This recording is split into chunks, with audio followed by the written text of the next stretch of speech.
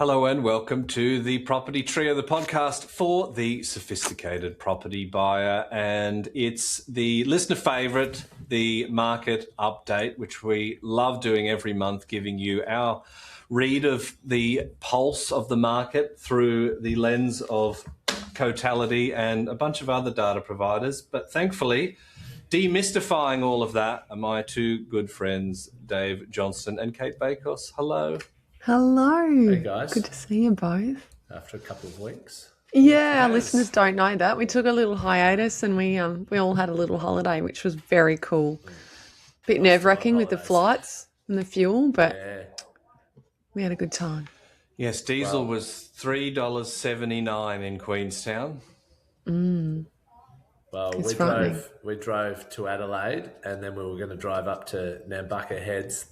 Then the car broke down, so then we flew to Coffs Harbour, and then yesterday it came out they've cancelled the Melbourne to Coffs Harbour flight route Qantas have. But I think our flights will still stand on Friday, so hopefully Fingers we crossed. haven't been told otherwise anyway, so fingers crossed. Yeah, what a time. Yes, and there's a lot to unpack about the time, not just the month that was March, but let's have a quick look at the headline figures. I mean, it is pretty amazing to see Perth doing another huge month. Of course, Yes. Darwin, we've seen what we thought was maybe coming off a bit. It's had a little bit of an extra bump. Brisbane and Adelaide still crazy, and then the big markets, Sydney and Melbourne, into negative. Which, even though it's 1 month, it hasn't stopped the journalists talking about a downturn. Yeah. Yes, I think, housing affordability is one thing, but just life affordability, that's definitely biting. Sydney and Melbourne are really interesting to contrast, but before we do that, I wanted to circle in on Perth. It's really having a bit of a sustained go here, and Perth is now at peak, and it's also hit a median over $1 million. So, a significant month for Perth. Yeah, it's absolutely crazy. House median has overtaken Canberra, so Yes. 1,062,000 into third position. Yeah. Well, to be fair, that makes sense on paper. I mean, I've been to both places. I think I'd rather live in Perth, but we know Canberra. And sorry, Dave, just to trash your hometown, but we know it's a weird space. Yeah, sure. But I know some family there. Yeah, and big hello to them who hopefully aren't listening. But obviously it's a weird place because of the public servants, and that kind of feeds into the house price, despite there being a huge amount of land. It is. I mean, it's a beautiful place, really good restaurants. It's just a bit bloody cold for my liking. So when we look at across the nation on an annualized basis, we are 0.1% off 10%. For the entire property market. And with Perth, 24.3% annualised basis. Brisbane, 19%. Darwin, 19.7%. Absolutely bananas, yet solid. It's kind of... Yeah, but it's also kind of intersecting a real change in sentiment. I wanted to hear from both of you, maybe starting with yourself, Dave. I have heard anecdotally from some brokers that new investor lending sort of inquiry is down. There's a lot more in the refinance space. People are a little bit nervous about potential further rate rises, and of course this bloody Hormuz blockade. It's hard to tell who's blockading who at the moment. Yeah, look, I think there's no doubt that sentiment dropped, and we'll see that when we come to consumer sentiment numbers. Refinance numbers have been increasing for a little while, and that was off the back of the concern of rate rises. And, we've now had 2 rate rises across the last couple of meetings. Thankfully, we got a little bit of respite from a meeting with no meeting in April with the new rules of not meeting every single month, which is probably timely, to be honest. I think it just gives the RBA a little bit more time to consider things and not have to make a decision one way or another. So there is a fair bit of logic to having. Is it 8 meetings a year now? I think. Yes. So because we see the sentiment bounce. Kate was just talking off air, and we've been similar. Like, as soon as there was the ceasefire, people start contacting you a bit more readily. But Yeah, now we that thought seems, our email was broken, in those days leading up to it. Granted, it was Easter break, but we're used to having a little bit of, background inquiry and client conversation over Easter. And it was a ghost town. Yeah, look, I think Understandable. we probably don't get as impacted because we're not at the final step in terms of, okay, we're out searching, we could buy a property tomorrow like a buyer's agent is. So we're at the stage of, look, yep, we want to move forward with working with you, go through the process to work towards getting a pre-approval. So it's not, and people obviously can decide to take a little longer even once they're pre-approved to purchase. So we probably don't get slam the brakes shut as easily as probably a buyer's agent does, because people are, once you're working with a buyer's agent and you're forking over that hard earned, well, you generally, that'll mean the buyer's agent is looking to buy a property for you right away. So I think you probably see that sort of real up and down, I guess, trajectory more than a brokerage does. Plus, obviously, you have refinances as well as a broker. Yes, I think you've nailed it, Dave. When you're getting a refinance done, you might have, a line of credit or some cash sitting there. You're not spending it, you're not paying for it, you're not committing to something, you're just making sure that you've got liquidity, which is very different to signing a contract of sale on something.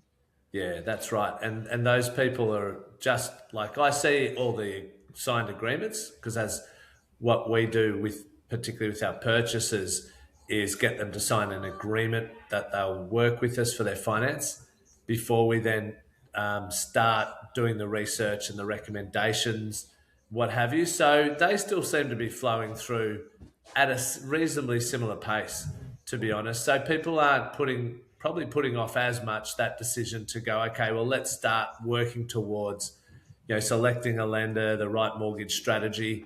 And, that can take a few weeks before the loan's even lodged, a couple of weeks before it's approved. So, people are still a month away from even being pre-approved. If they're going to work with a buyer's agent, it can come after that. Yes.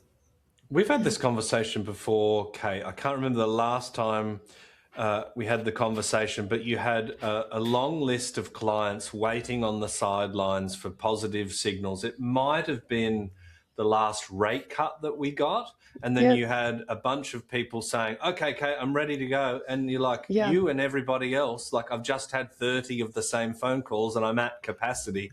And we talked a little bit before we hit the red button today about the kind of the madness that we see of the knee-jerk reaction that people have, and sort of remarking that we actually believe that this may be one of those rare opportunities where it's time to be greedy when others are fearful, because competition has been crazy in your pocket of the world, and this might be a little blip that enables people to get in. What do you reckon? I absolutely agree. I wrote a blog on it a couple of weeks ago, and I think the header was along the lines of, you've been asking me for this opportunity, wanting a break, wanting to buy when there's a more buyer's market-centric set of conditions. You're wanting to avoid the hefty competition. You're wanting to buy a little bit better. Well, the time is now. I understand it if someone's downsizing because they're looking at selling a significantly higher product in a lot of cases and buying something cheaper.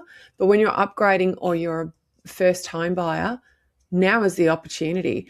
And so for the people that are waiting, they're potentially scared that the market conditions will get worse and that they'll buy at a particular price and then they'll find that they're underwater with their equity position.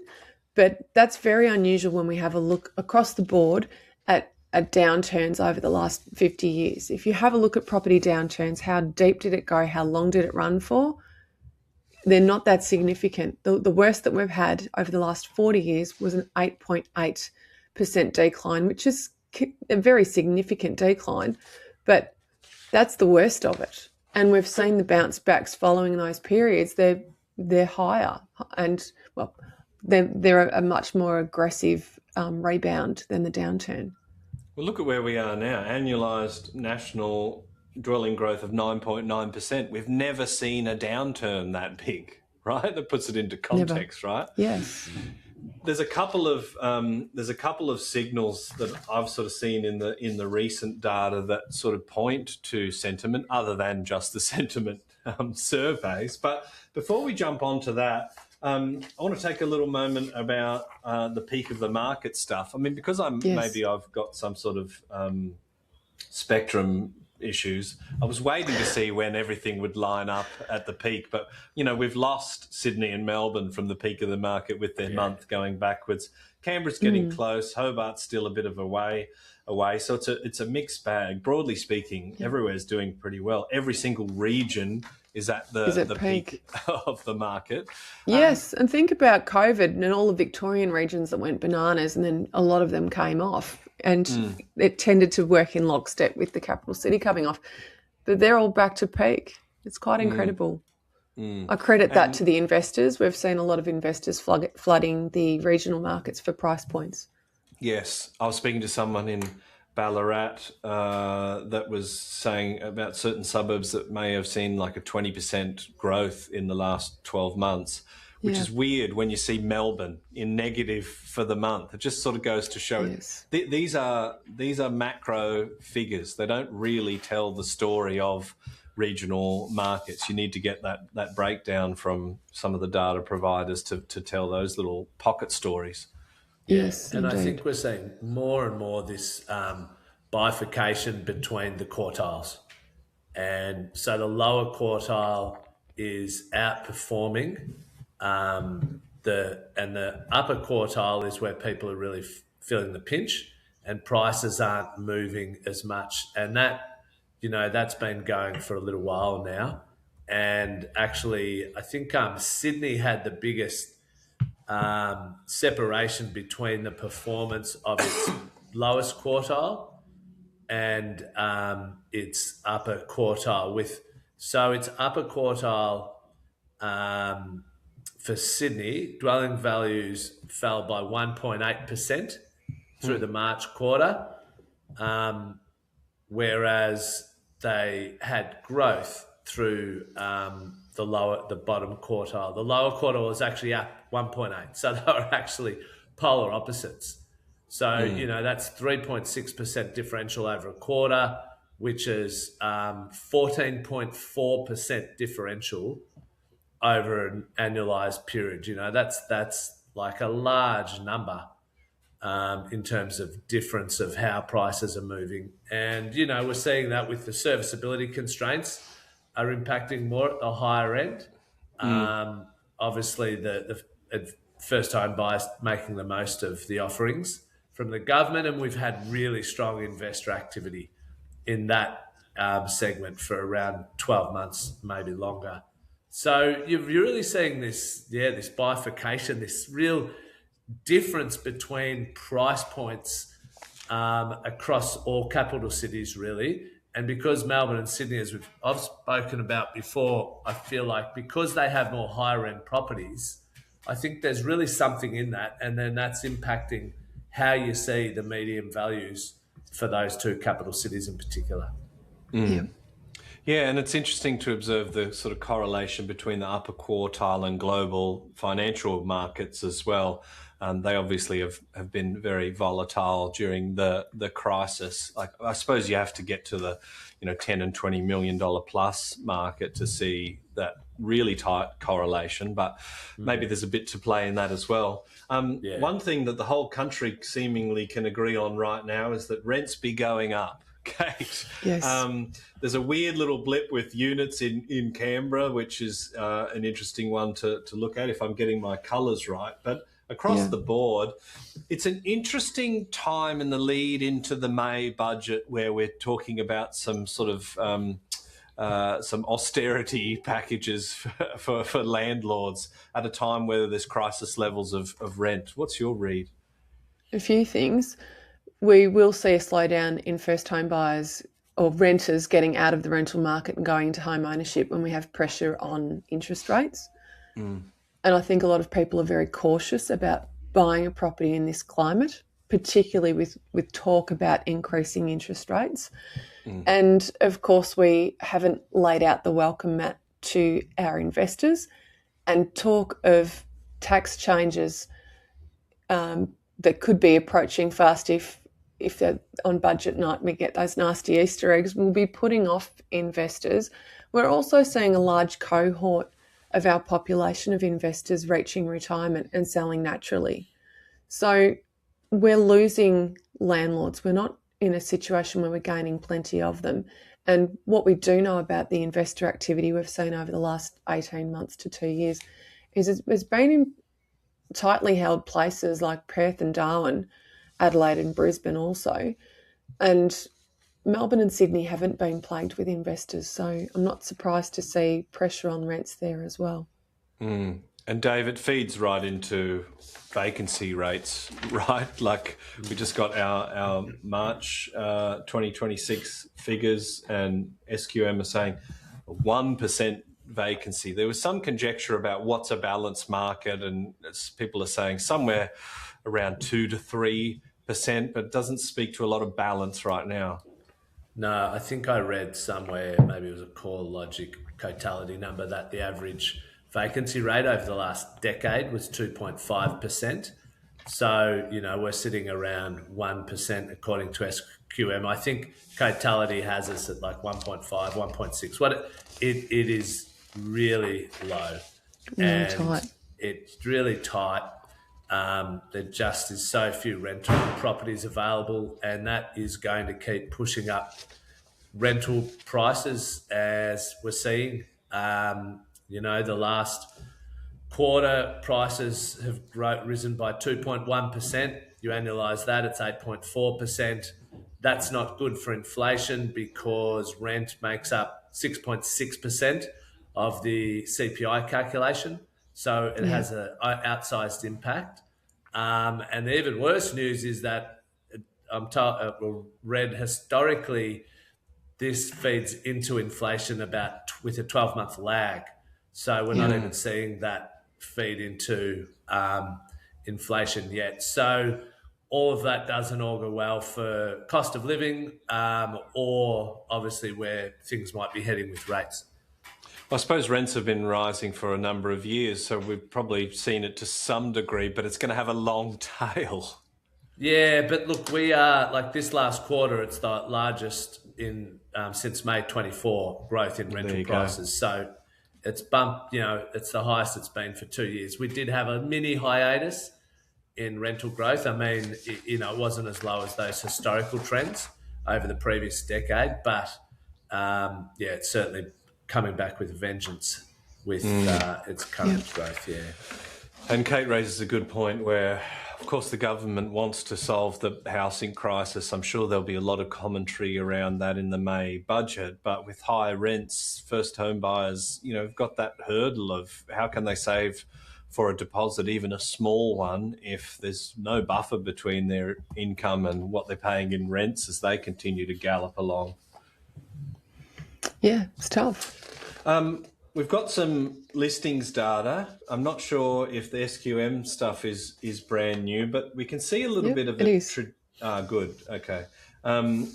Just looking at an observation on the graph, the flow of new listings. Kate, you mentioned that there's often a bit of an Easter downturn, but it does look like there's a even steeper trajectory. Do you think? I mean, it kind of seems like the best time to sell in quite some time, like with so many markets at the peak, a little bit of uncertainty, but then, of course, the demand is maybe disappearing. Are people holding their eggs, close to their chest a little bit at the moment? Yeah, a few are. We've got vendors that are having a look at what's available if they sell. It's that classic chicken and egg issue. Finding someone who's prepared to sell first and buy second, it's no easy feat. And I've actually found that a lot of the lenders are willing to offer bridging finance, it's been a bit of a ghost town for bridging finance customers for quite a while. Dave, I don't know if you're seeing that in your business, but there's obviously an appetite there or a preparedness with more flexible policy around short-term bridging. But we're not seeing a lot of people who are keen to sell first and buy second. A lot of them are wanting to utilise the bridging, get their next home and then coordinate a sale under a bit more pressure. Yeah, I feel like bridging finance is more prevalent, has become more prevalent in the last few years than it's ever been in my many couple plus decades in the mortgage space. Being used more often. Actually, if you look at, and I know we're going to come to consumer sentiment, but what was to that point, what was quite interesting was with the time to buy a dwelling index, which was the only part of the consumer sentiment that rose by 3%, because people think, okay, it's possibly a better time to buy a dwelling because rates are going up and there's all this uncertainty, so prices probably won't rise as rapidly. So you can understand why it jumped. But what the subgroup that jumped the most, which is pretty unusual in this section, is the mortgage belt. So that is people who currently have a mortgage who are probably considering upgrading. So you can understand, they've been hoping to be able to make a jump when it's more affordable, there's less competition, it's easier to do. So that sort of feeds into that point, and how there's more people accessing bridging finance and, wanting to take that path. So I thought that was quite interesting. That was quite an interesting insight, that those with mortgages were the ones that jumped the most in the time to buy a dwelling index. In the consumer sentiment. Likewise. Wow. That is an interesting read. Kate. I wanted to chat about Melbourne and Sydney. We were the underperformers this month, and we had negative monthly movement for our median values. What's very interesting is when we look at listings, and the SQM breaks it down nicely, we haven't got a large number of new listings, but we're still, as a monthly change, we're still in the positive. When we have a look at old listings, that's where it gets really interesting. Melbourne has less old listings. We've had a reduction in that, and Sydney's at 3.5 as a monthly change.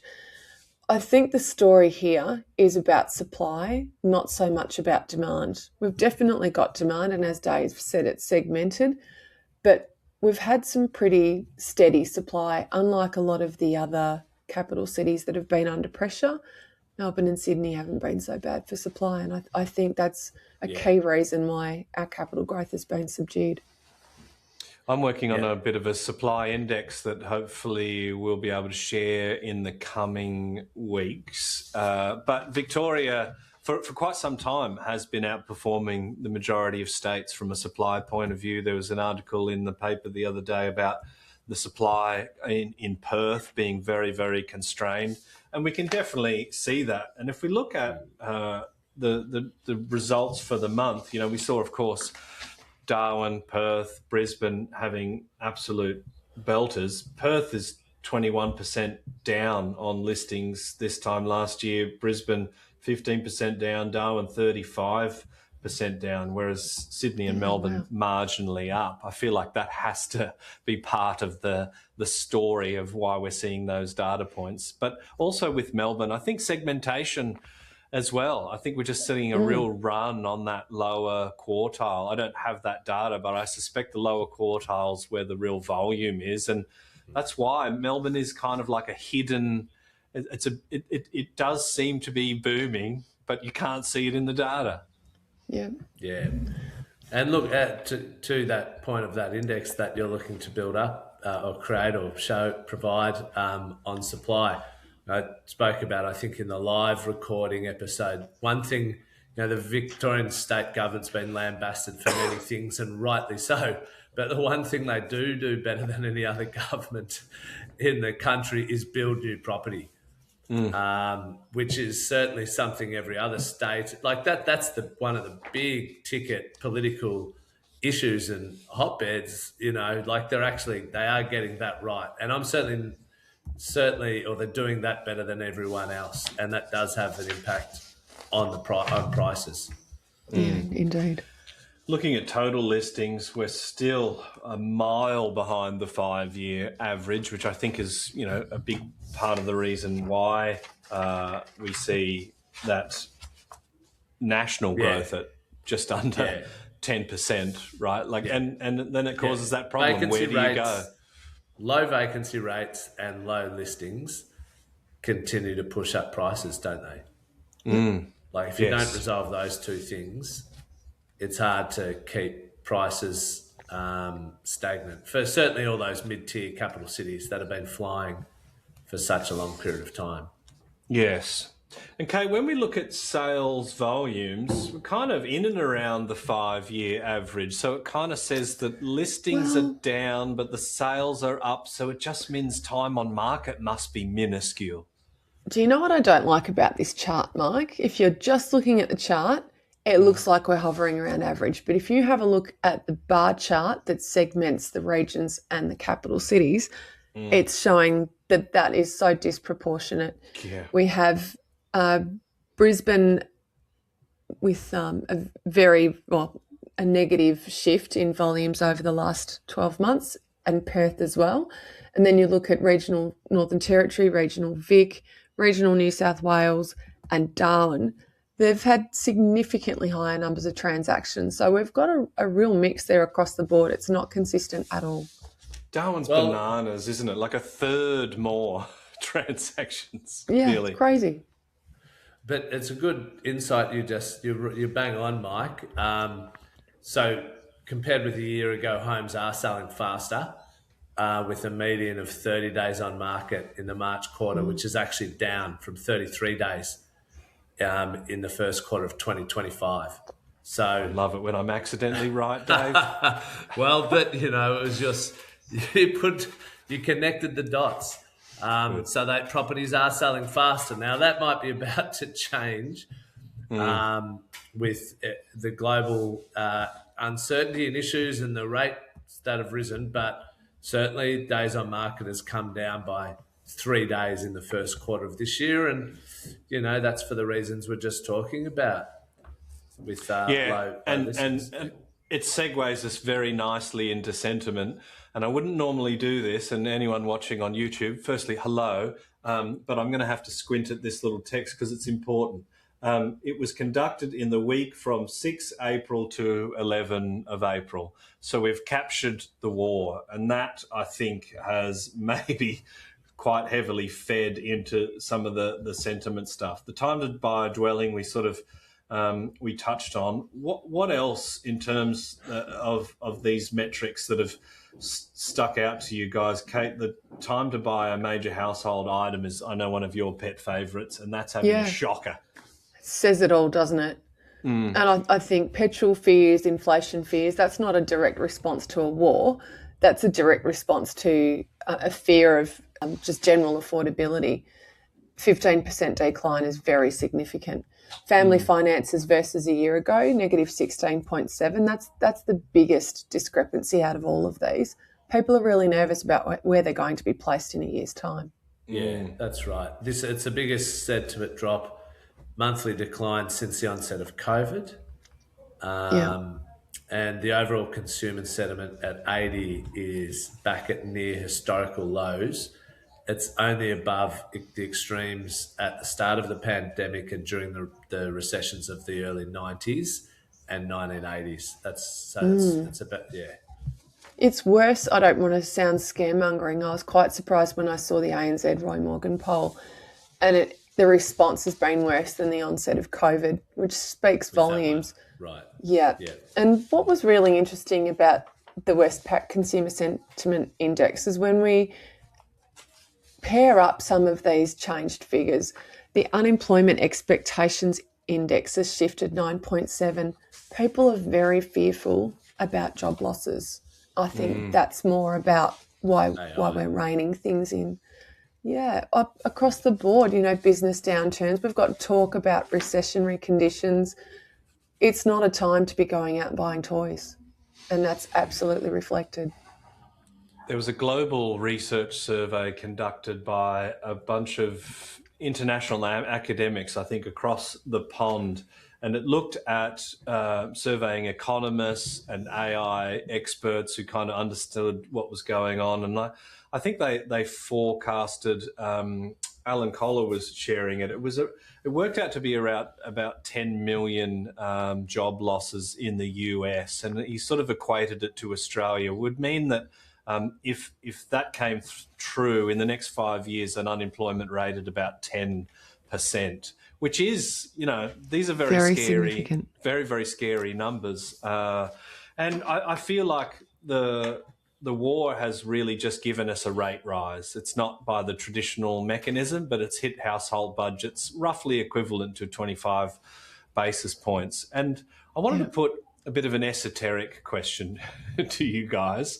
I read something about OPEC, which obviously is a type of cartel, and they are loving it right now. However, commentators have said they actually are able to pull the strings and release barrels onto the market. Getting them to the marketplace is obviously the big problem, but they don't actually want oil prices to be too high, because then we get behavioural changes. And we can already see the Australian government talking about investing in charging hubs. And we saw people on the Easter break on the news queuing up like lines and lines of cars. OPEC aren't going to want people to move away from fossil fuels. So that should maybe give us some confidence that it's not going to go to $8 a litre anytime soon. What do you think, Dave? Well, I was chatting with my old man about the fact that I think it has probably put in place a long-term sustainable transition towards electric cars. Yep. And that because people will have become much more aware of the risks to the cost at the bowser for them with events that are outside of their control. And so people want to take back control. So we obviously have seen that, but I think that will have a long tail and maybe, transition into changes like you just spoke about. I think that the New South Wales government just announced that they plan to have, because I'm in New South Wales at the moment, I saw that, I was chatting about that.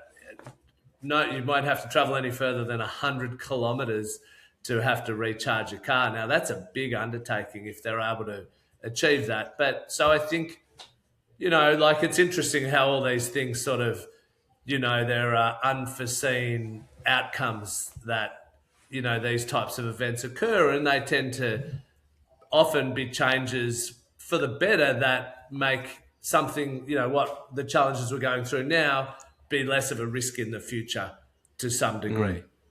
Yeah. Kate, you're a closet rev head. Are you going electric? As soon as I can. Really? Yeah, which is a big call, and I think it will be a long time. I live in a terraced house in an inner urban environment. I have street parking. You've seen my wheels. I've carved them out on the bluestone. I'm not proud to say that. How do I get my car charged? I either drive it to a charger or we work out some kind of street charging arrangement. Right now that's being trialled in one of our Melbourne shires, but it's not mainstream at all. Until that is sorted, I'm not in a position to go and get an EV. Do I want to get a good hybrid? I think that's where the technology sits right now, to create a great hybrid, not just something that makes you feel good while you're driving but still requires lots of petrol. We've seen an enormous shift of people moving to scope out electric cars or buying them over the last few months. I mean, try and buy an electric car right now, you're signing up for a long wait time. But we've also seen a huge adoption of the idea of a garage or somewhere where you can park off street to charge your car. And I'm feeling that with every homeowner brief. It's shifted from, doesn't matter to nice to have, or nice to have to must have. And it's been one of the most rampant shifts. So, yeah, back to the question, when I'm able to park my car in the street and charge it from home, I will make that shift. Well, it might end up being an office thing, because I know in New South Wales there's rebates for landlords of commercial properties to install charging stations. So you might actually find that the numbers stack most for it to be something that you can do at your work, and then maybe cream a bit off the top with people coming past. Well, I've got one park at work, but it's definitely something I've considered. You know, that's a conversation with the strata organisation or the owners corporation people, but it's definitely, I've got a reasonably high degree of confidence that if I floated it at the next AGM, we might have a few of the other shop owners say, yeah, let's do it. I went for a ride in a new kind of branded car. It's called Z something. One of the guys at work here, and I was getting a massage while I was hurtling along, 0 to 100 in 3.8 seconds. It was fun, but I still do like the cracks and the pops of the exhaust. But yeah, the hybrid, I was punishing a hybrid Corolla around the South Island of New Zealand, and I got 4.6 litres per 100. But my Jeep Wrangler with a lift and knobbly tyres and a rooftop tent is like doing 17.9 per litres per 100, which is killing me at the moment. Redhead. Our anyway, primary car is a diesel, so oh geez, Q7. So that's expensive. But I've been chatting with Sarah about we're looking to upgrade our second car in the next sort of 6 to 12 months, and I'm pretty keen to get a hybrid at that point in time. Gosh, what a world we live in today. There we go. It could be very good. 2 out of 3. The climate change. Yeah, 2 out of 3. No, I mean, I'm going to keep my little sports car because I love that thing. And it's actually pretty good on petrol. I get it's amazing. 9 litres per 100 and I drive that like nobody's business. Like a demon. Yeah, we'll see. Dave, bond markets. People are going... We had pre-war, we had a huge run on precious metals. I think the war actually exposed that was a little bit of a bubble because normally people go to precious metals in times of global crisis. I had some silver in my drawer, and I think we were sharing a few messages. I got you guys a little silver coin for Christmas a couple of years ago. There's now worth about 3 times more what I paid for it, so you're bloody welcome. But yeah, people the Australian dollar is, I think, sitting at just over 70 cents. It's having a little bit of a rally. What's your read on the financial markets at the moment? Well, you covered a few things there. I did. Not sure. I gave you a lot I'm of an expert in mate. commodities. I'm not sure about that. But if I just look at interest rates, so we are now for because not everyone knows where the actual rates, the RBA rate. So off the top of their head. So with those last 2.25% rate rises, it's up at 4.1%. So that might mean that on your mortgage, you're paying around 6-ish% now. And look, historically, probably the average mortgage prior to our being on really low rates in the previous sort of 5 years was probably around 7%. 6 to 7%. So we're getting up around where mortgages historically used to sit for everybody, which probably, for our, I guess, younger listeners, you should probably expect rates to be like at this level for a long period of time, for most of your lifetimes, whilst you have a mortgage in this 6 to 7% sort of realm. Now, in terms of the money markets, they're basically the 3-year bond yield is at the 13th of April was 4.697. So that is about 60 basis points above where we sit today, or just over 2 more rate rises on average for the next few years. So, they're expecting rates to still rise a couple more times and sit at, on average, that level over the next 3 years. So that's what the markets are telling us anyway. And certainly, we're going to have higher costs for an extended period of time. And at this stage, there is no end in sight until, what's going on with Iran gets resolved. And even if it got resolved tomorrow, to get the fuel out, or the crude oil and back up to where it needs to be, that's going to take months and months because we've already had such an impact. So prices are going to be higher for an extended period of time. So we should be getting used to that right now, and that's going to impact a lot of people. And there's no definite end to this at this stage.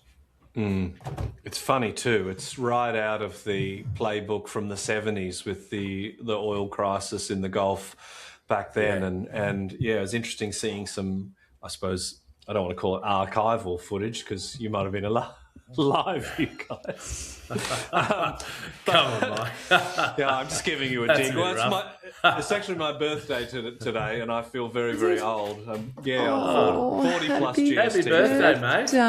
Thank you. But I wasn't alive in the 70s, thankfully, so I like to rub that in every chance I get with you guys. But yeah, I mean, Iran's playing this tactically, you'd have to say very, very well. I mean, well is a relative term. I mean, they're attacking countries that aren't part of the conflict, and there's nothing good about what's happening, but they are causing a lot more headaches than I think the US actually expected. And it's the one lever that they really have the ability to control, and it does impact the entire globe. Yep, does it ever? Yeah, it's so interesting watching how the negotiation side of things plays out. Isn't it? Now blockading all Iranian ports, but also you don't know. Externally, the Iranian leadership will say, we are winning. We have no fear of the Americans. If this happens, we will attack. But we don't know really what they're saying directly behind closed doors. No, they don't have Truth Social like the president does, which is probably for the best. I sit there and watch Planet America and think you couldn't make this stuff up. And then you think we've hit a new all-time circus level, and then the next day brings up something else. I just feel like I'm in a weird dream, to be honest. My favourite one was the president tweeted an AI-generated image that he later deleted of him as a Christ-like figure. He was a doctor, remember? He was a doctor wearing a cape. He got a bit of uproar from the religious right in the US. There are no words. Delete it and say, no, it was just him being a doctor because he does heal people. That's what he said. Right. Yeah. Nothing to see there. Yeah. Let's finish up with a quick look at the unemployment figures, because we've seen an update in those, have we? We have indeed. And this is interesting because I read the headline numbers and thought, yay. And then I went to seasonally adjusted and went, oh, yeah, that's not Trend, great. it's down. Seasonally adjusted, it's up. I mean, either way you look at 4.3. it, 4.3. That's big. Yeah, I mean, but again, we talk about interest rates being at a historically sort of getting close to parity levels. I remember the unemployment rate. Any time it was under 5, it was actually considered pretty good and pretty tight. It's just that we saw it drop into the mid to high 3s. But for wage price growth, I mean, there's still kind of pressure on the workforce. We certainly haven't seen AI influence the unemployment statistics really in the numbers yet.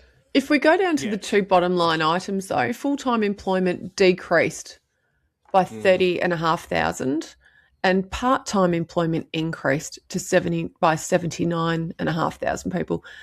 And I know across the board we're talking about blips here, but that is the trend. We're seeing full-time hours and underemployment as a bit of a concern.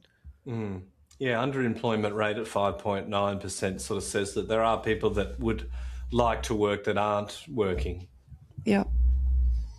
Yeah, and we did have, was it Anthropic who came out and just shared with 20 hand-selected companies that their latest AI has the ability to hack into most of the world's key infrastructure. And so it's a significant jump that's just come out in the last sort of 5 days or so. Yeah. And Mythos, nightmare stuff, though. Yeah. So I don't know if that would have made it to a mainstream and how many of our listeners would have read that, but that AI certainly seems to be moving at a rapid rate. I feel like the last couple of months, it's really becoming very mainstream. It's impacted a lot of companies, their share prices, this mythos, technology capability that, could bring down countries, cities, any of with vital infrastructure, let alone other financial services, etc. So you might have something in front of you while I've been talking, Mike, as an example. But I think one of the examples they used was it like some of the key infrastructure that's the system it's been running on for like 20, 25 years. It found a hole, a way to sort of a bug to get in very quickly. And so that's an interesting leap in AI. Yeah, and I think it does when we talk about we're approaching like 10 trillion parameters. It sort of speaks to the rate of growth. Like it's taken 10 years to go not very far, and then a couple of months to go a hell of a lot further. Yeah. So, yeah, and it's we did sort of hear these statistics about 30x the impact of the Industrial Revolution, and we're like, okay, well, productivity's still in the toilet. Like, what's actually happening? But now we are still starting to have much more meaningful discussions about universal basic incomes. And like, it sounds great if we can all be paid to not work menial jobs, but there's quite a lot for governments to manage to give us a nice little safe landing onto a mattress stuffed with cash before we get to there. Yeah. I'm not sure how much of the population will be happy to not be able to drive their income higher and just sit on a certain income level, and what would that income level be? But anyway, hopefully that's a fair way down the track, if ever. But it was another leap forward with AI in the last week. Well, we probably need to wrap up the month that was, and an amazing print. Gloomy finish. I often seem to bring up the sort of deep elements at the end of an episode. It's like you basically said to young people, expect rates to go up because that's where they were, and everything's going to hell. And I've been Dave Johnston. Thanks for listening to the Property Trio. Anything that you guys want to share on GDP? We did see some data come through last month on that. Yeah, we did cover that. We haven't, unfortunately, with data lag and frequency of reporting, there's not always a lot of aspects to talk about in our market update. But next month, I think we'll have that one. Yeah, nothing to write home about it at the moment. But thank you to the both of you for unpacking the month of March. Of course, we'll be back in early May to see what April did, and from there run you all the way till the end of 2006 until whenever we get tired or they shut us down. So keep tuning in every month. I think the April numbers might start to be a bit more interesting with the mid-tier capital cities, but we shall see. And then we'll get into the May budget, and the June update will be an absolute belter. You're not going to want to miss that. So if you've enjoyed this, please share, comment, like, subscribe, whatever you're supposed to say, and we'll see you next week. Happy birthday, Mike. Happy birthday, Mike. Have a great day.